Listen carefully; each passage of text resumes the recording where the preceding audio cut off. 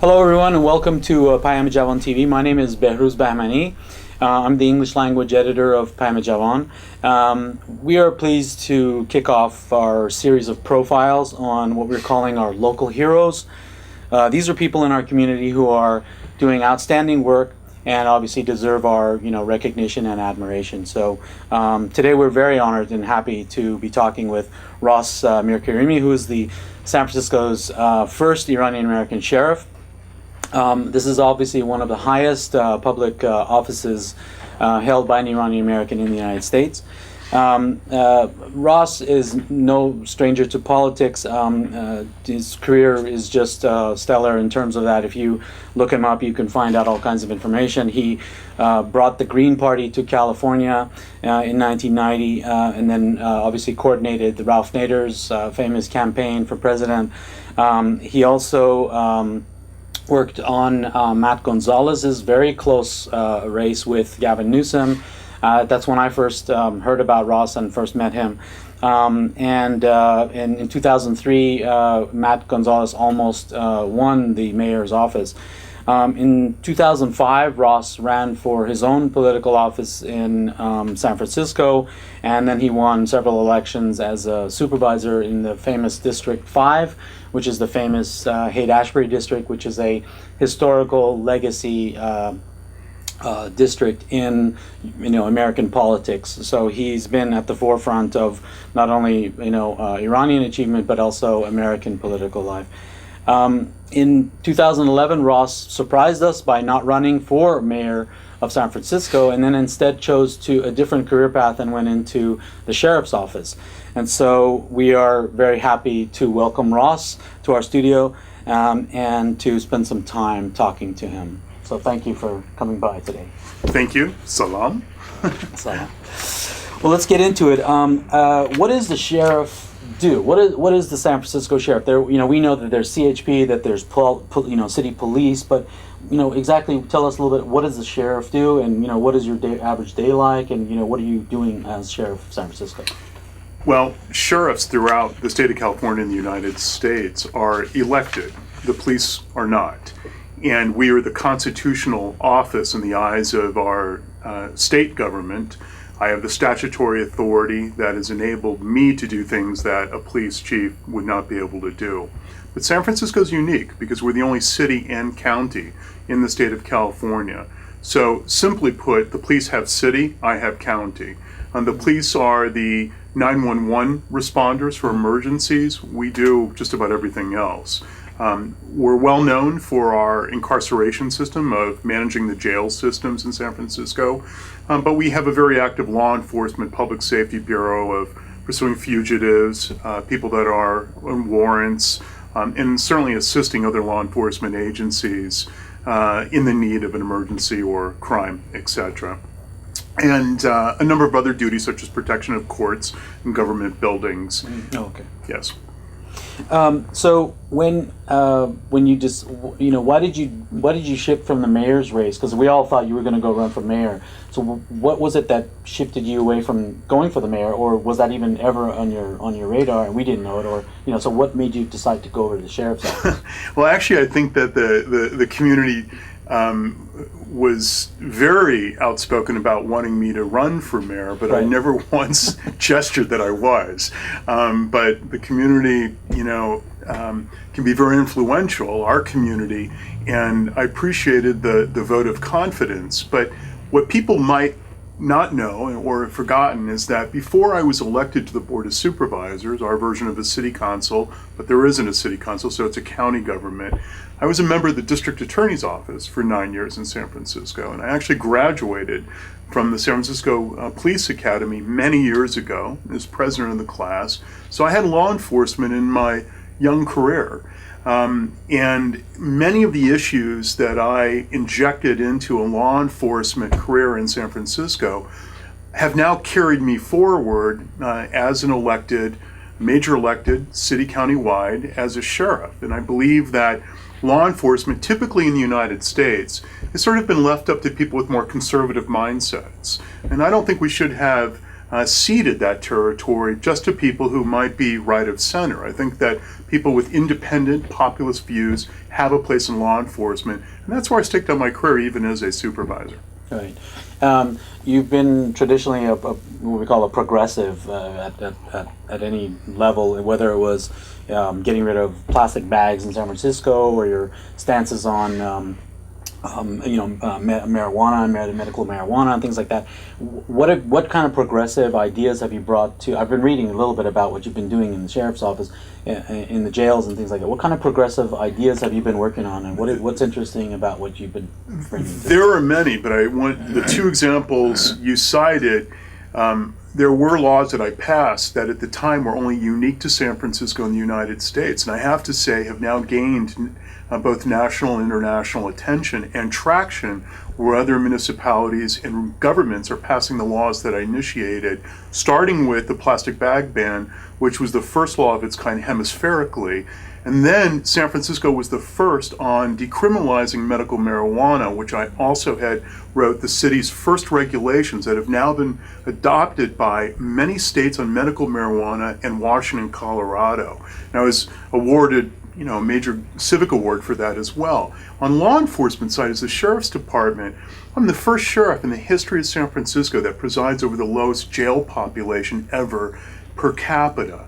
We are seeing a phenom occur, and that is a rapidly declining jail population right now. And we're not seeing the corresponding uptick in crime as one would expect if, in fact, somebody may say, well, you have nobody in jail, but they're committing crimes or not being prosecuted. It's not the case.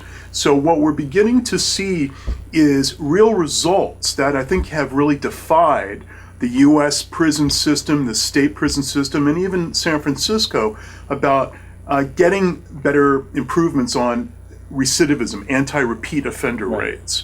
And that's through, we have the first high school in the United States, a charter high school in the United States, is embedded in our jail system. I took advantage of Obamacare, the Affordable Care Act, and legislated, and the old legislator in me, legislated that the Sheriff's Department be an official designator of signing people up in Obamacare. Why? Because 30,000 people get booked in our jail system. Many of them do not have, a high majority do not have health insurance or access to health care, but yet they have substance abuse disorders and they suffer from mental illness. And if people coming in my custody, and we do everything we possibly can, but leave without insurance intact, well, then we shouldn't be surprised that they come right back in my custody again. Right. So most Iranians, they will go into a career in technology, or they'll go into some of the sciences and stuff like that. So why did you decide to go into politics? What was it about? I mean, why didn't you go into a technical degree like you're supposed to? Well, in some ways I kind of blame my family, my father and mother. My father, certainly from Iran, and when he immigrated to the United States and went to Chicago, where he was putting himself through school, where he met my mother, where I was born. He started off as a security guard at the YMCA while he was going to university in Chicago. And I'm sure it was a job that paid practically nothing. But he stayed 37 years, maybe more, with the YMCA until his death. And he really matured as a young man to somebody to the end of his passing, of being a public servant himself through the nonprofit system. But he became one of the top executives, the top people at the YMCA. He was a vice president. He ended up rising to the level of vice president of the YMCA system. It was a complete career path. It was a complete career path, but it wasn't corporate. It was in a nonprofit world that catered to many disadvantaged communities. And so I got the fumes of that. And then for my mother, even after my folks had divorced, I still have enough rapport with both. She became the director for the Commission of Human Rights in the state of Rhode Island. And so you can't help not being exposed to that level of sentiment. And they often, encourage me to challenge them. And so I think that's how people know me, as an independent-minded person. I am progressive, but I challenge. And I've been known to surprise people, ergo, who who would have expected somebody that they think he's a green, a left, progressive, whatever, to be now the sheriff of a major city in the United States? Because I believe philosophically, bookends can meet together and great change can come out of that. Where did you grow up? I think you were, because your parents divorced, you were kind of spending some time with your dad. Two places in primarily. So I was born in Chicago, part of my youth in Chicago, and the other part of my youth in the state of Rhode Island. Went to undergraduate in St. Louis, Missouri, never been west of the Mississippi. Came out to San Francisco in 1984 to finish my degree at the Language Institute in Monterey. I was so smitten and seduced by Northern California, San Francisco, Monterey, that my whole life plan changed and just had to live here, and that's where I've been ever since. Right. You're doing something new at the sheriff's. You've got a newsletter, I think, that you're working on, that you're sending out to people. How can we, as in the Iranian community, can help you at least maybe get on your newsletter or contact you if you have any. Yeah, I appreciate the question. So, maybe you can show some kind of subtitle of it too, but they can email me certainly, and I actually answer all my own email. Yes, he does. He answers his emails. It can be a real pain in the butt, I want you to know, because I get a few hundred a day, but I do. Yeah. So it's Ross, ROSS, dot, period, Mirkarimi, Mirkarimi, at SF for San Francisco, at sfgov.org. And it comes directly to me. And it's electronic newsletter, monthly. And we'll put you on our list. I'll acknowledge you, we'll put you on our list and keep people posted. I don't really have a budget in the Sheriff's Department, although we have a sizable budget. I have a staff, by the way, of over 1,100 people and a budget of approximately $190 million. And so it's sizable. We're about a medium-sized department, medium to large in the city, San Francisco, but I don't really have a budget for PR or anything. So this is the best we can do to kind of invent a way to keep in touch with people. Right. So Ross, how can we as the Iranian community, help you out? What can we do to help you in your position as sheriff in San Francisco? Well, thanks for asking a politician that question. First of all, when you opened up your remarks, I want you to know, for me, I proudly affiliate with the Iranian American community, and I'm not just the first Iranian American sheriff in San Francisco, I'm the first Iranian American sheriff in the United States, of any city, small and large. And I know that because sheriff networks are a bit of a fraternity, and you know these sort of these milestones.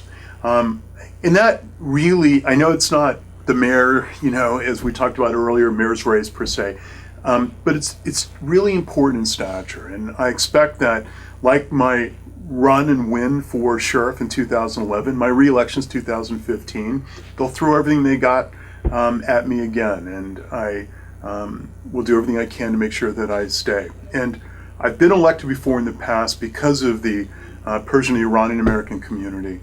They have contributed generously, and I've enjoyed the experience of being on the campaign road and in between campaigns, of staying in contact with our community and reporting back as to what's going on. And I like that. I'm not a small talk kind of guy.